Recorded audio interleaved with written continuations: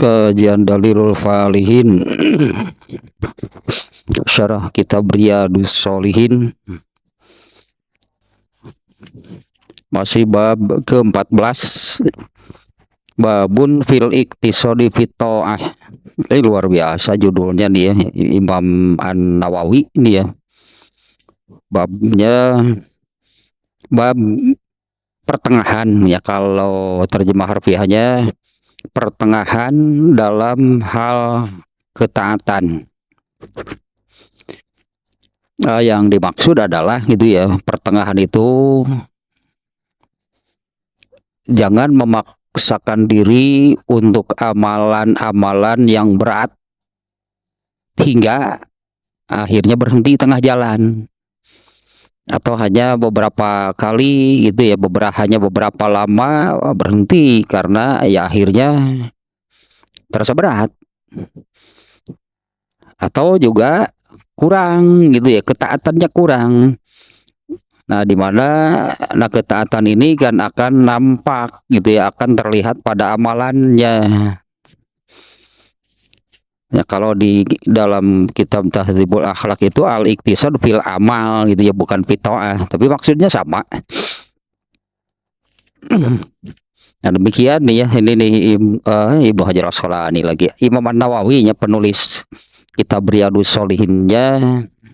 Nah, judul ini maksudnya demikian ya, beramallah, pilihlah itulahnya, karena amalan yang ada di dalam Islam ini, dari amalan yang kecil, amalan-amalan yang ringan, nah, hingga amalan-amalan yang besar, amalan-amalan yang berat. Nah, al-iktisad itu ya, amalkanlah itunya, pilihlah, amalkanlah amalan-amalan yang ya, tidak memberatkan tapi juga tidak menganggap enteng, amalan-amalan yang kecil, amalan-amalan yang ringan. Nah, kalau di sini kan judulnya al-iktisad fit ta'ah, karena kalau ketaatannya rendah gitu ya, ketaatannya rendah, amalan yang sepele itu tidak dilakukan, apalagi yang terasa berat ya, apalagi yang terasa berat, apalagi amalan yang besar yang terasa berat ya, mustahil dilakukan gitu ya. Kalau ketaatan rendah, kemauan, artinya kalau ketaatannya rendah ini itu kan kemauan itu untuk beramalnya juga rendah. Nah, al-iktisad itu adalah yang pertengahan ya, tengah-tengah. Jangan ingin yang besar-besar, yang berat-berat, terus memaksakan diri tapi ternyata kan tidak konsisten, tidak lama, kemudian berhenti. Atau ketaatannya rendah, nah ini kan dia, kalau ketaatannya rendah ya susah, artinya mau bagaimana. Kalau ketaatannya rendah, nah, maka kemauan dan dorongan untuk melaksanakan ibadah, untuk melaksanakan amal solehnya juga sangat rendah. Nah, akibatnya gitu kan, amalan kecil yang mudah, yang ringan juga tidak dilakukan, apalagi yang berat. Nah, hadis yang ke-4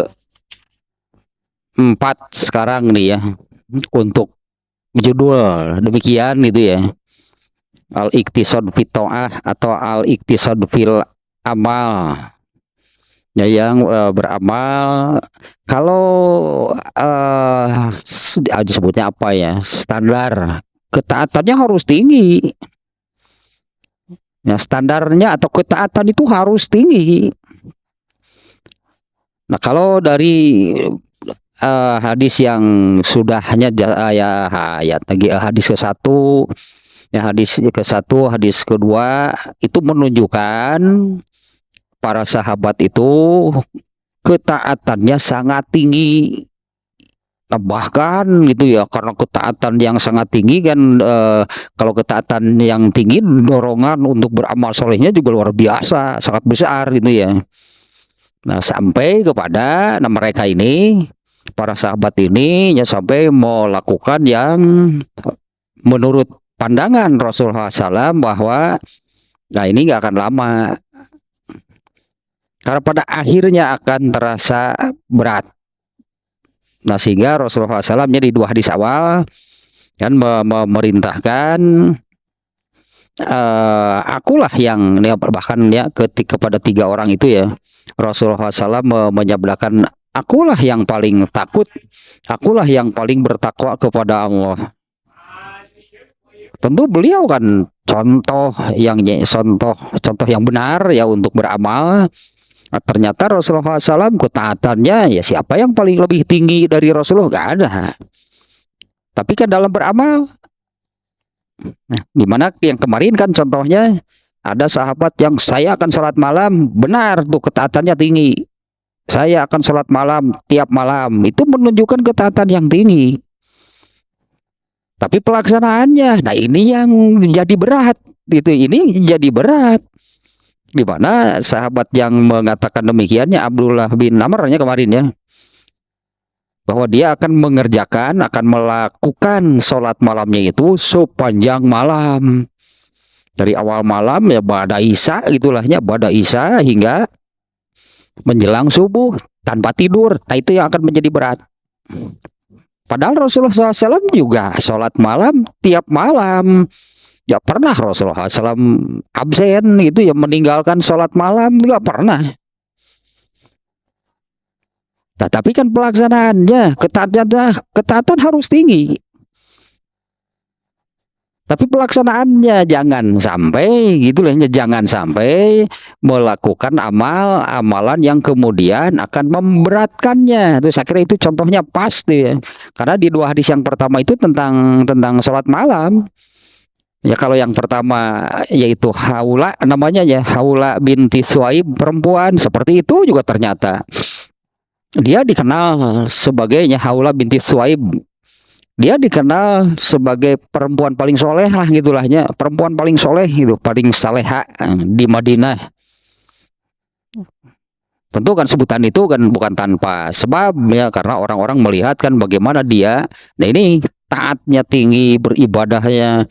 Nah, tapi sama juga dengan Abdullah bin Amr, kalau Aisyah sampai terkagum-kagum itu ya. Ini perempuan ini yang wah sholatnya begini. Nah ternyata menurut Rasulullah SAW seolah-olah demikian kan. Ya mau sampai kapan itu pelaksanaannya demikian. Nah di hadis yang ketiganya yang kemarin Rasulullah SAW menyabdakan nih hanya dua kata bahkan ya isi hadisnya, redaksi hadisnya, halakal mutanatti'un. Nah, celakalah orang yang itu seperti Abdullah bin Amr contohnya, yang memaksakan diri untuk melakukan luar biasa kan. Sebetulnya kalau sholat malam dikerjakan sepanjang malam, wah gitulah, wah banget gitu kan, sholat malamnya selama itu gitu ya, mengerjakan sholatnya. Dan itu sangat memungkinkan bagi para sahabat yang hafal Quran. Ya sangat memungkinkan ya bagi sahabat yang Al-Qurannya hafal. Karena kalau orang baca Quran, kata-katanya, kalau orang baca Quran misalnya satu Quran itu ya, apa itu selesai satu malam? Nggak akan ada. Bacanya saja nggak akan tamat satu malam. Nah artinya kan bacaan sholatnya itu ya sangat panjang, tapi nggak akan sampai menghabiskan satu Quran. Nah kalau para sahabat sebetulnya sanggup melakukan demikian. Hanya kalau pelaksanaannya demikian itu mau sampai kapan? Kan dengan catatan bahwa ketaatan itu seumur hidup. Beramal soleh itu seumur hidup. Kalau pelaksananya demikian, lalu setelah beberapa lama pasti benar nih sabda Rasulullah, pasti benarnya. Kamu gak akan sanggup sebetulnya kalau pelaksananya seperti itu, mau sampai kapan? Ya, akhirnya akan merasa lemah, jadi berhenti. Nah, itu yang Rasulullah tidak suka. Nah, di hadis yang ketiga kemarin ya Rasulullah SAW nih menyabdakan halakal mutanattiun, celakalah orang yang berlebihan, dalam arti demikiannya. Nah, sampai hadis yang nomor tiga nih ya, terutama dari hadis yang nomor satunya dan nomor dua, salah gitu. Ada yang salah, makanya oleh Rasulullah dikoreksi, salah kalau begitu. Tapi kesalahannya itu nih, kalau kita melihat hadis nomor satu, nomor dua, ini kan tentang dua orang lah. Haula dan Haula binti Suaib dan Abdullah bin Amr.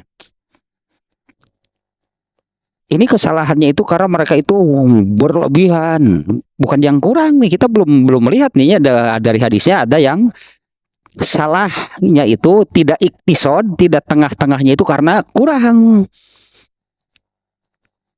Kalau sahabat salahnya itu karena ketaatannya pasti tinggi, hanya pelaksanaannya gitu yang salah. Ini belum ya, ini baru hadis yang ketiganya, belum melihat nih. Sama juga salahnya apabila ketaatannya tidak iktisod tapi tafrid, disebutnya tafrid minim lah, kurang gitu ya. Kalau kurang ketaatan ya pasti kurang juga amal solehnya. Nah, itu salah juga. Jadi ketaatan itu harus tinggi.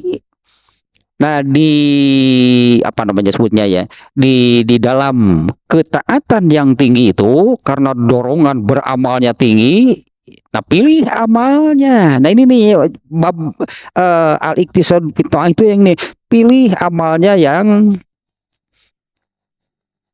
pas, yang supaya ketaatannya ini bisa terus terpenuhi gitu ya. Nah, jangan-jangan ketaatannya masih tinggi tapi kan sudah jadi berat gitu kan. Ketaatannya masih tinggi tapi kemudian terasa berat, ini bisa mengganggu ketaatan. Berarti mencek orang Sunda mah semangatnya masih tinggi tapi sudah payah. Cerik tagus gitu mah mencek orang Sunda mah aleweh paling kan keinginannya, dorongannya, semangat beribadahnya masih tetap tinggi tapi kan jadi terasa berat, akhirnya kan kalah gitu kan. Kalah, tidak mampu lagi, bukan tidak mampu lagi karena jadi terasa berat. Nah, itu yang harus dihindari. Ya, dari dua hadis kemarinnya Rasulullah menasihati demikian, pilih amal-amal yang sekiranya kamu bisa melaksanakannya secara konsisten. Kan ya, karena itu kan ketaatan itu tuntutannya seumur hidup. Ketaatan itu seumur hidup, dan ketaatan itu ditunjukkan, dibuktikan dengan amal. Ini indikasi atau ciri lah gitu ya. Ciri seseorang yang ketaatannya tinggi itu ya lihatlah pada amalnya. Nah, sekarang hadis yang keempat nih. An Abi Hurairah radhiyallahu anhu anin Nabi sallallahu alaihi wasallam, atau sedikitlah melebar gitu ya. Di luar masih ada kaitan sih. Dalam bab apanya? Dalam bab takwa kalau nggak salah. Di kajian Dalilul Falihin juga. Takwa itu bab keberapa ya? Sekarang ke-14 ini kan ya. Bab takwa. Kalau nggak salah ada beberapa hadis juga ya di dalam bab takwa itu. Kalau nggak salah hadis yang terakhir atau bukanlah itunya ini. Rasulullah berdoa seperti ini. Allahumma inni as'alukal huda wat taqwa wal afafa wal ghina. Ini isinya minta gitu kepada Allahnya, meminta nih, minta kepada Allah. Allahumma inni as'alukal huda, ya Allah aku memohon, aku meminta kepadamu petunjuk, wat taqwa dan ketakwaan. Nyawal afafa, al-afaf itu adalah ini tentang syahwat, kahayang jeung karesep aya doana. Ternyata al-afaf itu adalah apa namanya tadi kahayang jeung karesepnya itu sesuai gitu, sesuai dengan ajaran Islam lah intinya, sesuai dengan ajaran Islam. Yang terakhir, dan aku memohon kepadamu kekayaan. Oh, dikabulkan semuanya. Ini Rasulullah berdoa demikian ya, dikabulkan semuanya. Rasulullah diberi petunjuk, Rasulullah diberi ketakwaan, Rasulullah diberi ifah namanya ya. Ifah itu adalah kalau hayang, halah bahasa Sunda nu pas namanya hayang jeung resep teh kepada sesuatu yang sesuai ajaran Islam atau yang dari ajaran Islam baru suka. Kakara resep mun kanu kitu. Nu kitu teh kudu minta kepada Allah. Takwa sama, takwa juga minta kepada Allah. Artinya nih dengan doa seperti itu, ya Allah aku memohon lah gitunya, aku meminta kepadamu petunjuk. Benar kan? Siapa sih yang bisa memberi petunjuk? Karena orang yang tidak diberi petunjuk oleh Allah nggak akan dapat sampai kapanpun. Karena petunjuk itu hanya dari Allah. Ternyata ketakwaan juga sama. Ketakwaan juga sama. Anugerah dari Allah, bisa bertakwa, itu pemberian dari Allah. Makanya Rasulullah berdoa demikian. Nah, ini juga sama sebetulnya nih bab taat nih ya kan. Ini bab taatnya al-iqtisad fi ta'ah, bab tengah-tengah pertengahannya dalam hal taat. Ini juga sama, mintalah kepada Allah. Ya bahasanya bahasa sendiri lah, misalnya kurang lebih sebutlah biar bagaimanapun lah ya, kalau sebagai muslim ya, orang yang beragama Islam, iman itu ada meskipun hanya sebesar debu kan ya, iman itu ada lah di dalam hati meskipun sangat rendah. Kemudian ilmu juga ada. Tapi kita ngomong siga orang Turki mah. Aki-aki di Turki, aduh di wawancara Al-Fatihah saja nggak hafal, sholat 5 waktu saja nggak tahu. Sudah lama sih saya nggak sholat. Orang Islam lah. Ya, ilmu Al-Fatihah coba baca. Nanti saya ingat-ingat dulu. Kemudian baca. Hafal 3 ayat. Al-Fatihah hafal 3 ayat. 40-nya Bismillahirrahmanirrahim, Alhamdulillahirabbil alamin, Ar-Rahmanirrahim, Maliki Yaumiddin. Lanjutannya apa ya? Kepada ini yang mau wawancaranya nih ya. Coba bacakan, mungkin saya ingat. Lopi kakituna cek orang orang Islam lopi kakituna. Dan dengan ringannya dia mengatakan, saya sudah lama nggak sholat. Ya ini mohon turun malaikat hari itu yang digenir. Gitu-gitu ting orang Islam. Dia punya ilmu kan gitu. Al-Fatihah tahu, Al-Fatihah ada itu salah satu ayat Quran. Oh mau surat-surat musajana. Artinya ilmu itu ada lah biar bagaimanapun. Nah, mintalah kepada Allah, minta ditingkatkan, minta ditambah itu kepada Allah keimanan. Ayah lah kalau aku mah sebut keimanan di dalam diri kita ini. Ya mintalah ditingkatkan, minta kepada Allah, tambahkanlah ilmu, tambahkanlah keimanan, tambahkanlah ketaatan. Sah mencek orang boleh berdoa demikian, minta ketakwaan saja Rasulullah memberi contoh. Ya, tadinya di bab takwa ada hadisnya yang Rasulullah isinya hadis tersebut Rasulullah SAW berdoa, Allahumma inni as'alukal huda wa taqwa wal afafa wal ghina. Bahkan minta surga juga langsung kepada Allah, ya Allah minta surga boleh. Dan ada kemarin di hadis yang mana ya, yang orang yang dipandang sebelah mata Ya, orang yang dipandang sebelah mata itulahnya tidak dianggap itu di mata sesama manusia. Seperti siapa contohnya Uwais Al-Qarni kan, seorang anak gembala, tetangganya saja nggak ada yang tahu. Padahal dia orang yang Umar bin Khattab dan Ali bin Abu Thalib saja oleh Rasulullah diperintah minta doa kepada Uwais Al-Qarni. Tetangganya nggak ada yang tahu, taunya anak gembala. Ya, taunya anak gembala gitu yang menggembalakan apa namanya ternak orang lain. Tidak dikenal, tapi dia itu sudah ditunggu, itu dia terkenal di langit, tidak dikenal di bumi, tapi sangat terkenal di langit. Apalagi kalau sampai seperti ini kan, Ammar bin Yasir ya, dan siapa satu lagi, Ammar bin Yasir dan Hudzaifah. Rasulullah sudah menyebutkan, ada berapa, Salman Al-Farisi, Ammar bin Yasir, kemudian ada 4 orang Bilal. Rasulullah sudah menyebutkan mereka ini adalah orang-orang yang surga sudah menunggu mereka. Nah, dari sini nih ya kan, ya dari ketaatan semuanya.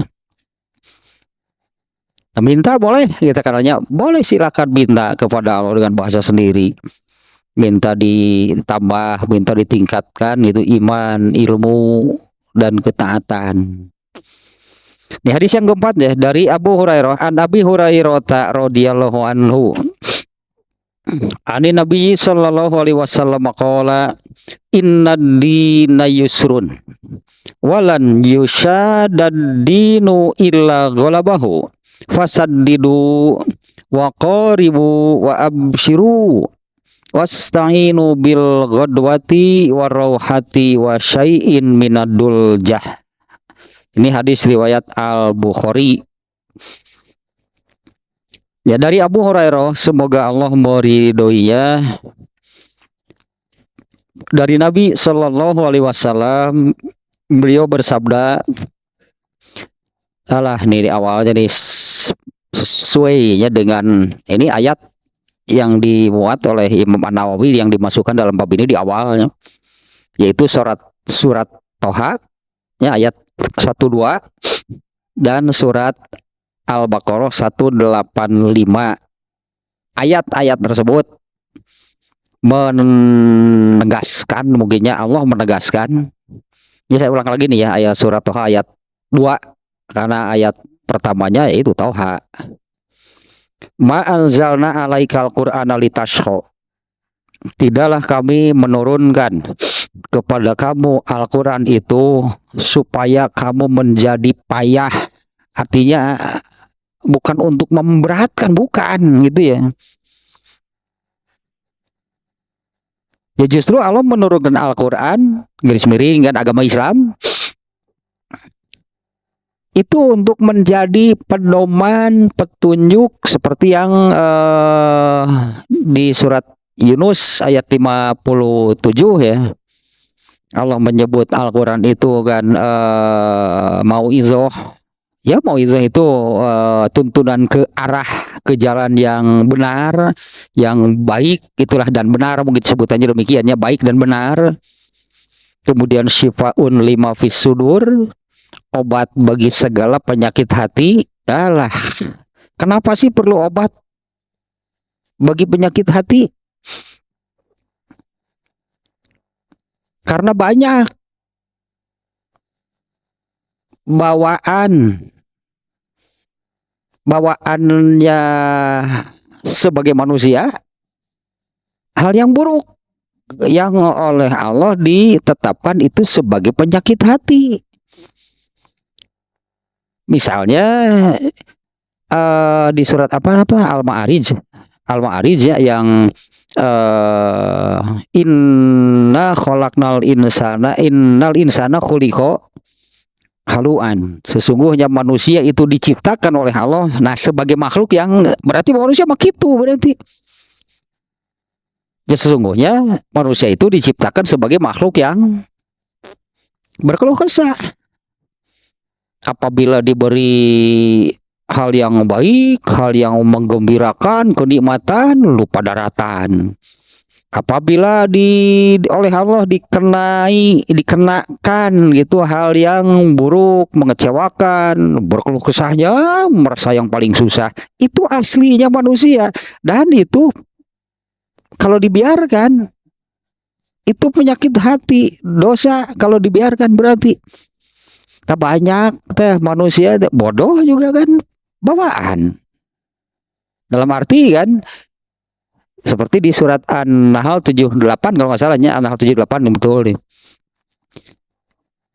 Kami mengeluarkan, Allah mengeluarkan kalian dari rahim ibu kalian dalam keadaan tidak tahu apa-apa. Itulah aslinya manusia. Nah kalau itu dibiarkan, bodoh itu sebagai penyakit hati, dosa artinya. Banyak yang seperti itunya, makanya Allah menyebut Al-Quran itu adalah syifaun lima fisudur. Nah yang barusan manusia itu berkeluh kesah, manusia itu tidak tahu apa-apa, ini tidak boleh dibiarkan, berarti nih Al-Quran obatnya. Hilangkan gitunya keluh kesah, apa namanya ada dalam hati sihnya, hilangkan rasa keluh kesah dari dalam hati itu dengan Al-Quran, hilangkan kebodohan dari dalam hati itu dengan Al-Quran. Dan banyak lagi ya yang menjadi penyakit hati sebagai asli bawaan manusia. Jadi setiap manusia itu pada dasarnya retum dengan penyakit hati. Allah itu tak apa itu retum deh. Penyakit hati, itu aslinya manusia. Sehingga bagaimana manusia kalau hidup tanpa yang tadi petunjuk pedoman dari Allah, hanya merusak di buminya. Karena yang merusak di bumi itu seperti di Al-Baqarah awal ayat 8, ayat berapa, ayat 9 10-nya nih, fi qulubihim maradun, di dalam hati mereka ada penyakit. Fazadahumullahu maradun, maka Allah menambah penyakit mereka, penyakit yang ada di dalam hati mereka itu jadi semakin parah. Bagaimana akibatnya? Lanjutan ayatnya. Wa iza qila lahum la tufsidu fil ard, jika dikatakan kepada mereka jangan merusak di bumi, tak pasti merusak di bumi. Qalu innama nahnu muslihun, mereka mengatakan oh justru kami ini membereskan. Dasar jelema. Ya di surat Yunus ya, Al-Quran itu inilah, Al-Quran itulah mau izoh itunya petunjuk lah gitunya, ya petunjuk atau ke apa namanya ya yang nasihat sih bahasa kitanya, nasihat gitu ya ke arah yang baik dan benar. Al-Quran itu syifaun lima fisudur, kemudian hudan di ayat itu juga disebut. Al-Quran itu adalah pedoman, warohmatan juga. Al-Quran itu Quran garis miring Islam itu ya. Ini salah satu bentuk rahmat Allah, salah satu bentuk kasih sayang Allah kepada manusia itu adalah menurunkan agama. Ya manusianya gak mau kan, karena bukan karena manusianya gak mau. Banyak manusia yang menolak agama yang diturunkan oleh Allah. Bagaimana akibatnya? Merusak. Aslinya manusia demikian. Nah, inna dina yusrun. Ini sabda Nabi SAW-nya di awal redaksi yang hadis keempat. Inna dina yusrun. Sesungguhnya agama itu ringan, mudah. Nah, artinya apa kan? Jangan dipersulit. Aslinya agama Islam itu ringan. Tapi kalau sudah masuk pikiran manusia, Abdullah bin Amr contohnya jelas. Karena sholat malamnya itu dari Islam kan. Sholat malamnya itu syariat Islam. Tapi pikiran Abdullah bin Amr masuk nih ke urusan sholat malam. Yaitu ketika diterangkan oleh Aisyah, kan ya, yang kemarin ya, hadis yang kedua, ketika diterangkan oleh Aisyah Rasulullah SAW itu sholat malamnya begini, kurang lebih demikiannya. Abdullah bin Amr dia punya pikiran, oh kalau ibadah sholat malam lah khususnya, kalau sholat malam seperti itu yang dilakukan oleh Rasulullah wajar, pantas, karena Rasulullah SAW nggak punya dosa. Nah sementara saya, maka saya akan, itu pikiran, itu kan dari pikirannya kan. Coba kalau seperti yang dicontohkan oleh Rasulullah, karena contoh itunya pelaksanaan sholat malam yang benar dari siapa? Ya dari Nabi. Nah ini malah, oh itu kan Nabi sekian itu cukup. Nah kalau kita, maka saya akan sholat malam sepanjang malam. Nah itu sudah masuk pikiran berarti. Padahal aslinya seperti ini. Inna dina yusrun. Sesungguhnya Islam ya, agama di sini kan Islam. Sesungguhnya Islam ini ringan. Islam ini mudah. Kenapa jadi terasa berat? Kamu, kamu berarti berinovasi. Kamu yang tidak sesuai sebetulnya. Kalau yang tidak sesuai dengan ajaran Islam yang Allah tetapkan, karena kalau Islam yang sesungguhnya, yang sebenarnya ya seperti inilah. Islam itu mudah. Islam itu ringan. Seperti kan yang Allah firmankan di surat Toha tadi, kami tidak menurunkan Al-Quran ini kepadamu untuk supaya kamu itu menjadi payah, itu ripuh. Agama Islam ini diturunkan oleh Allah itu bukan untuk menyusahkan manusia, bukan untuk memberatkan manusia, justru kan untuk menjadi nasihat yang baik dan benar. Ya Islam ya, atau makanya tadi jangan memasukkan yang lain ke dalam Islam. Itu contohnya Abdullah bin Amr. Ya, jangan memasukkan yang lain ke dalam Islam. Itu yang akan menjadi berat. Kalau benar-benar menjalankan Islam ini persis itulah seperti yang dimaksud oleh ajaran Islam itu sendiri, tidak akan ada yang berat. Contohnya itu kan tentu saja bagaimana nih mengamalkan Islam yang benar. Contohnya adalah Rasulullah. Ya, saya kira sangat jelasnya dengan di hadis yang kedua. Rasulullah sudah melihat Abdullah bin Amr yang saya akan sholat malam sepanjang malam. Nah bahkan kan di hadis lain itu Abdullah bin Amr itu sudah melaksanakan demikian. Sampailah beritanya kepada Rasulullah bahwa Abdullah bin Amr demikian. Rasulullah sampai menemui Abdullah dan menanyakan, telah sampai kabar kepadaku bahwa kamu itu sholat malamnya seperti itu, benar nggak? Iya Rasulullah. La taf'al, hentikan, artinya jangan lakukan seperti itu. Nah itu dia disriwat siapanya yang demikian deh, yang kemudian Rasulullah SAW selanjutnya akan mengatakan, siapa tahu kamu itu berumur panjang. Ya, siapa tahu kamu berumur panjang. Artinya Rasulullah sudah melihat ini kan pelaksanaan sholat malamnya nggak benar, jadi berat. Nah substansinya nih dari baru dari awal nih ya hadis ini, inna dina yusrun, sesungguhnya agama itu ringan. Jadi substansinya bahwa kalau yang mengamalkan ajaran Islam itu terasa berat, dua mungkin ya, kalau menurut saya ini dua nih.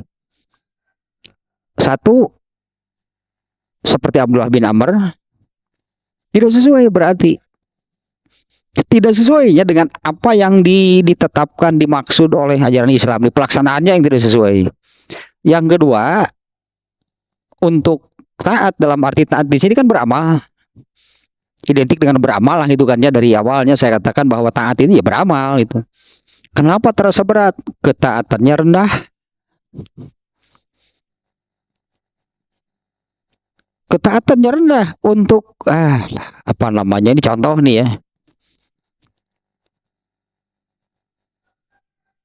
Sholat rawatib saja kadang dilakukan, kadang enggak. Apa berat itu melaksanakan sholat rawatib yang hanya 2 rakaat? Siapa yang akan mengatakan pelaksanaan sholat 2 rakaat itu berat? Akan ada. Tapi kenapa begitu sulitnya itu jadi berat gitu ya untuk melaksanakan? Ya itu karena ketaatannya rendah. Kalau para sahabat mereka sanggup, itulah mereka sanggup, tapi kan Rasulullah memandang iya karena sekarang masih kuat, tapi mau sampai berapa lama? Nah, kalau para sahabat mereka dinilai oleh Rasulullah SAW itu pasti berat dan kamu tidak akan sanggup untuk konsisten. Nah, kalau mereka terasa beratnya itu karena berlebihan, tapi intinya karena tidak sesuai dengan apa yang Rasulullah contohkan. Itu datang dari pikiran Abdullah bin Amr sendiri. Akibatnya akan demikian, Islam itu jadi terasa berat. Jadi ini ya berarti nih coba digaris bawahi nih, inna dina yusrun, sesungguhnya agama Islam ini ringan, agama Islam ini mudah. Sesuai kan ya dengan ayat yang di surat Toha tadi. Kemudian di surat Al-Baqarah 185, yuridullahu bikumul yusra wala yuridullahu bikumul usra. Allah menghendaki kamu yang mudah-mudah, artinya ya, yang mudah-mudah, yang ringan-ringan. Kan Allah zolim. Kalau kade nyebut Allah zolim bahaya. Kan Allah zolim, titik didinya. Kalau apa yang Allah perintahkan, apa yang Allah bebankan, apa yang Allah tuntut dari manusia itu di luar kemampuan manusia, zalim kalau demikian. Kalau nih ya Allah itu zalim kalau seperti itu. Sudah tahu kemampuan manusia hanya sampai 4, Allah nuntut sampai 10. Cek orang Sunaman lebih ke majrel gitu mal. Dan maksimal sakit itu batasnya hanya sampai 4. Nah, demikian misalnya kemampuan manusianya hanya sampai 4, Allah nuntut penuhi harus sampai 10. Mereka majrel gitu, pika naon cirik getih, utah getih kayaknya mau kuat karena batasnya hanya sampai di sana. Nah, itu nggak akan ada yang seperti itu. Jadi 2, berartinya sekali lagi nih. Kenapa untuk taat? Kenapa untuk beramal itu berat? Apa ada yang berat? Gak ada kan sebetulnya. Ya, kenapa untuk beramal itu terasa berat? Kenapa? Ketinggian atau terlalu rendah berarti dari al-iktisod. Kalau ketinggian seperti Abdullah bin Amr, wah ingin yang beramalnya sholat malamnya hebat gitulah. Atau yang ketaatannya rendah. Jangankan sholat malam yang waktunya dini hari, sholatnya 11 rakaat, tahiyatul masjid aja enggak.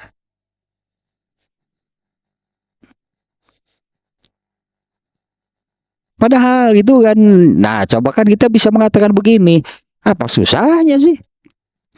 Apa susahnya? Apa susah? Apa berat? Kalau masuk masjid itu kan kemudian sholat 2 rakaat, wah sama sekali nggak berat sebetulnya. Kenapa tidak dilakukan? Karena jelas bukan amalannya yang berat, ketaatannya yang rendah.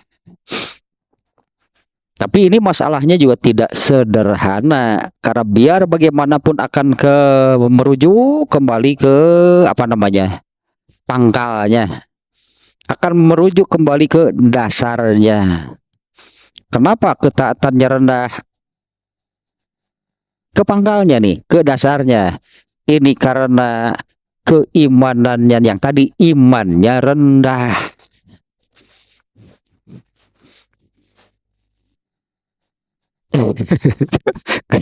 Karena imannya rendah. Tapi pan eta ustad sarua bae lah rek naon wae gitu. Kalau emang jam memang dijamin sebutan gelar ulama kah ustad kah imannya tinggi nggak ininya apa namanya kita kita merujuk gitu ke hadis. Belum lama kan beberapa pekan yang lalu dalam kajian Fathul Bari kita buliman tentang lebih utamanya seorang mukmin, lebih utamanya seorang mukmin dibandingkan dengan mukmin lainnya itu karena amalnya, bukan karena gelarnya. Karena amalnya. Ya lihatlah wes Al-Qarni siapa sih dia? Tetangganya aja taunya dia anak gembala. Apa dia ulama? Wah, sama sekali bukan.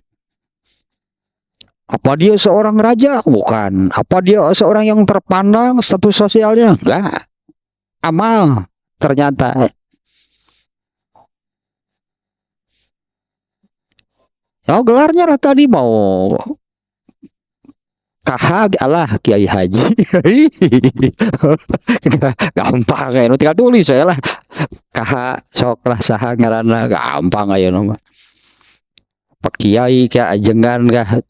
Ini sebenarnya bukan jaminan. Dalilnya kan. Ya dalilnya Uwais Al-Qarni saya kira ini itu sudah cukup bisa jadi dalil. Dia bukan siapa-siapa, Luqmanul Hakim. Siapa dia? Bukan seorang ulama, bukan seorang pembesar.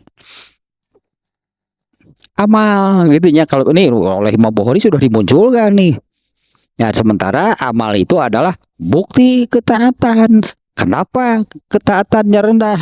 Iman masalahnya. Keimanannya rendah.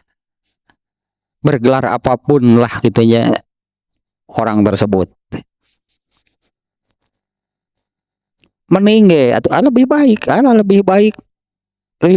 dan lebih baik seperti Uwais Al-Qarni, Luqmanul Hakim, orang mengenal sebagai orang biasa, bukan seorang ulama yang ilmunya tinggi kan, bukan seorang pembesar, bukan seorang penguasa, bukan seorang yang status sosialnya tinggi, bahkan cenderung lah kita menyebutnya Uwais Al-Qarni dipandang sebelah mata oleh orang-orang di sekitarnya.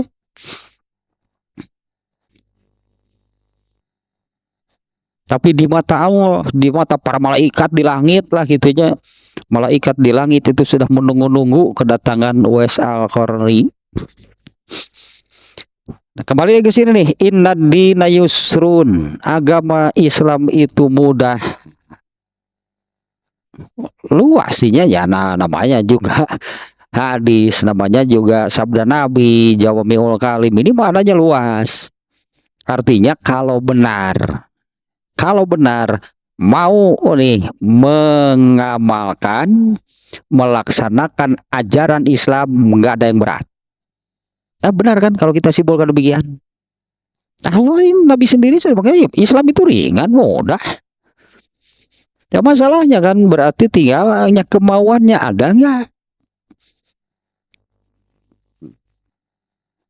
Tapi kan kemauan untuk taat itu kan tergantung dari pangkalnya atau pondasinya, dasarnya, yaitu keimanannya. Ya makanya apa namanya saya katakan tadi, berdoalah kepada Allah, minta keimanan kita ini ditingkatkan, ditambah gitu keimanannya. Karena kalau keimanannya tinggi kan dorongan untuk taat, untuk beramal solehnya juga besar. Nah kalau sudah tinggi besar, hati-hati jangan seperti Abdullah bin Amr overdosis. Overdosis ya, apa tuh dah kumaha tuh. Overdosis salah. Ya, inna dina yusrun ini dari kalimat sependek ini jadi banyak kan kesimpulannya ya. Satu tadinya kenapa kok Nabi SAW nih sudah menyabdakan seperti ini, agama Islam itu ringan, mudah. Kenapa tidak juga melakukan? Itu kan masalahnya jadi terasa berat. Kenapa jadi terasa berat? Kalau pelaksanaannya tidak sesuai, seperti Abdullah bin Amr, keimanannya tinggi, ketaatannya tinggi, pelaksanaannya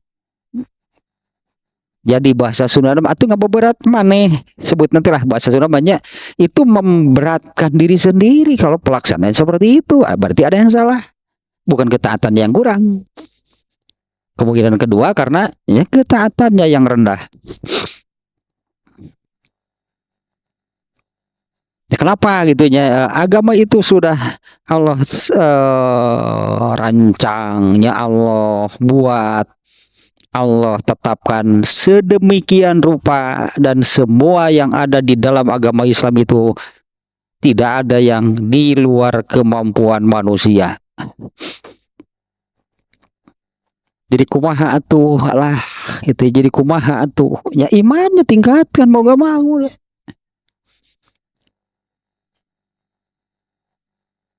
Ya berarti ya imannya tingkatkan, karena itu pondasinya, itu pangkalnya, itu akar masalahnya.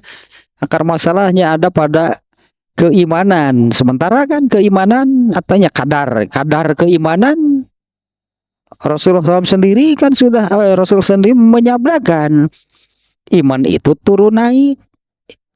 Yang pernah saya ngerinya. Yang pernah imannya tinggi pun bisa turun dan terus saja turun sampai akhir hayatnya. Meninggallah dengan kondisi keimanan yang rendah. Atau sebaliknya juga ada itunya yang kadar keimanannya rendah tapi terus ditingkatkan, akhirnya terus naik kadar keimanannya, bahkan bisa sampai sempurna. Nah ini pangkalnya nih untuk masalah inna dina yusrun. Ya agama itu ringan, agama itu mudah.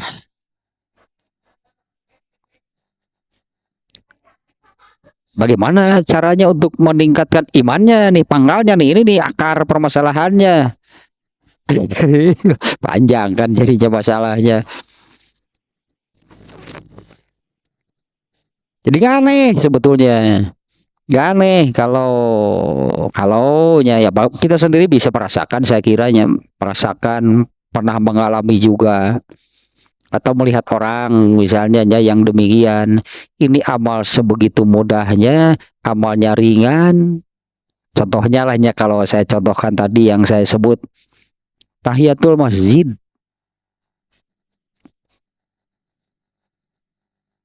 Karena hadisnya jelas itu kan.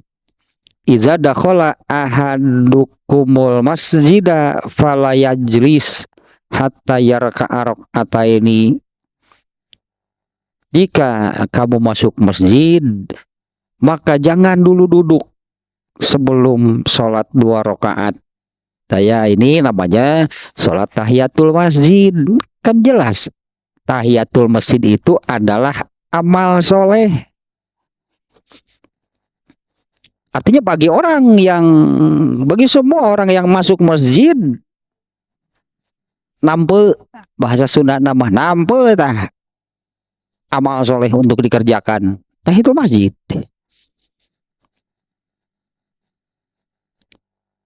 Ada di depan mata berarti kan kesempatan beramal solehnya, yaitu tahiyatul masjid bagi orang yang masuk masjid. Nah, pertanyaannya kenapa tidak dilakukan? Hese. Apa susah? Atau berat? Kalau saya suka mengatakan seperti ini nih ya, untuk tahiyatul masjidnya, sholat tahiyatul masjid itu ya sholatnya hanya 2 rakaat. Kalau dikerjakan itu kan berarti kan itu bukan pekerjaan yang berat, dalam arti kita melaksanakannya itu sampai kepayahan hingga tidak mampu. Bukan yang demikian kan. Tahiyatul masjid mah ya kalau kita mengerjakan itu sampai kita ini kepayahan lah gitunya, nepi ka ngajoprak alah kita nepi ka ngajoprak ngalampre, oh, bener nih tidak sanggup nih menyelesaikan tahiyatul masjid, baru setengahnya sudah apa namanya kepayahan ya karena berat nih pekerjaannya amalannya kan enggak. Jadi tidak sulit, tidak berat, kemudian tidak lama gitu ya. Sholat 2 rakaat berapa lama sih waktunya? Jadi tidak sulit, tidak berat, jadi tidak lama. Teu hese, teu lila, teu capek, teu mayar. Tahiyatul masjid mah. Kan amal yang demikian lah ya. Ini kan teu lila, kan dikerjakannya gak lama. Teu hese, apa sih sulitnya? Anak kecil saja bisa. Teu capek, nah apa kepayahan? Enggak. Dan gratis pula, alah. Dan gratis pula, emang kita harus bayar gitu kalau tahiyatul masjid, kalau mengerjakan tahiyatul masjid? Enggak. Itu contohnya untuk amal-amalan yang kita menilai demikian lah. Teu hese, teu capek, teu lila, teu mayar. Nah, mending mung teuing. Kenapa gitu ada keengganan, ada tidak mau untuk melakukannya? Nya dua, masalah nu tadi. Apa salah pelaksanaan jadi terasa berat atau tahiyatul masjid gitu terus 100 rakaatnya nya berat atau hari gitu mah dua gerasok mal berat atau karena ketaatannya rendah ya penyebabnya gitu ya karena ketaatannya rendah. Jawabannya seperti yang tadi lah ya, dan amat sangat itu disayangkan yang tadi lah orang yang orang menyebut dia gitunya punya sebutan, punya apa namanya sebutan atau gelar mungkinnya kiai lah mungkin itunya sebutannya kiai, ajengan, ustad. Kalau masuk masjid tidak tahiyatul masjid. Nah kalau ustadznya, kiainya tidak tahiyatul masjid, terus umatnya bagaimana? Umatnya mengerjakan nggak? Da umatna ge eraeun atuh ari rek salat tahiyatul masjid mugi kali ku ustad daerah udah ustad ge henteu coba kawan nanti umatnya berpikir demikian. Bagaimana? Era atuh tahiyatul masjid apa itu ustad ge henteu.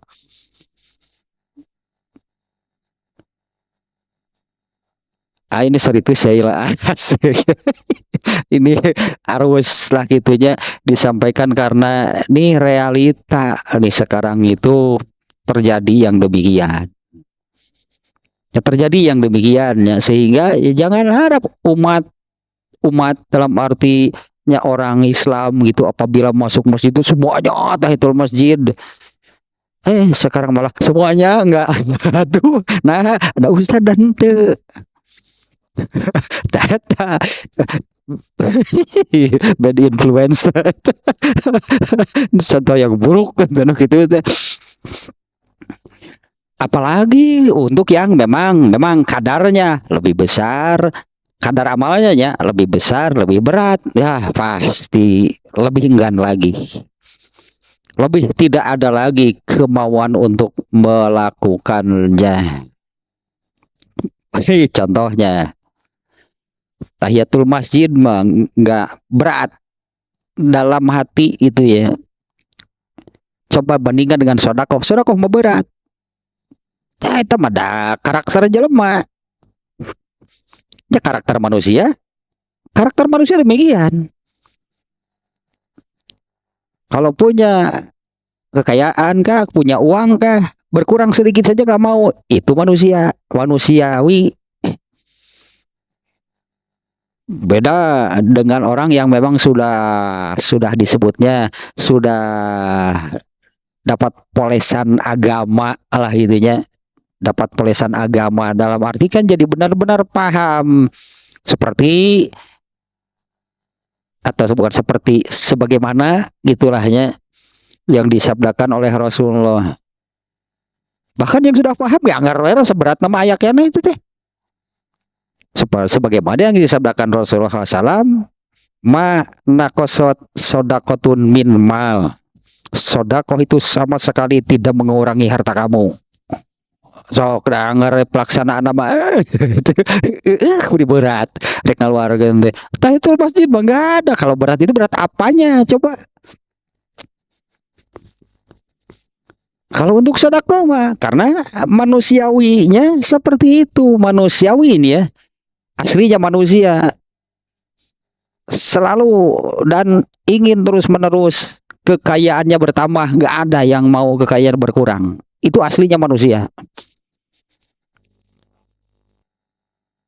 Nah bahkan yang sudah tahu, oh ternyata sodakoh itu tidak mengurangi harta, itu Nabi bersabda demikian. Nah rasa beratnya ada, tetap rasa beratnya itu ada hanya untuk bersodakoh. Nah lamun kadar tema kadar beratnya tahiyatul masjid dengan sodakoh berat mana? Berat sodakoh. Nah kalau tahiyatul masjidnya enggak, sodakohnya bagaimana? Mustahil sodakohnya lancar, mustahil sodakohnya semangat, nggak akan kejadian.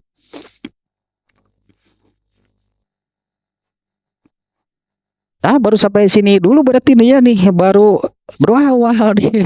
Hadis yang keempat ini ternyata kan inna dina yusrun, ya maknanya luas kan, bukan ya kalau sekedar terjemahnya ya redaksinya begini, sesungguhnya ad-dina di sini agama Islam yang dimaksudnya. Kalau menurut ilmu nahwu sorofnya, inna dina, kata din di sini menggunakan alif lam. Alif lamnya kalau dalam ilmu nahwu sorof itu ada alif lam itu ada beberapa macam. Kalau tulisannya alif lam seperti alhamdulillah itu kan, alhamdulillah pakai alif lam. Di sini adin. Kalau alhamdulillah itu alif lamnya lil jinsi namanya. Nah, ini ya sedikit saja nih ya. Makanya suka diterjemah segala, semua, seluruh, segala jenis puji. Alhamdulillah, hamdu itu puji, alhamdulillah. Nah alnya ini alif lamnya ini menunjukkan lil jinsi itu mencakup semua jenis pokoknya nama. Jadi segala puji, seluruh puji yang bagaimanapun bentuknya, puji itu hanya milik Allah. Itu alif lam lil jinsi namanya.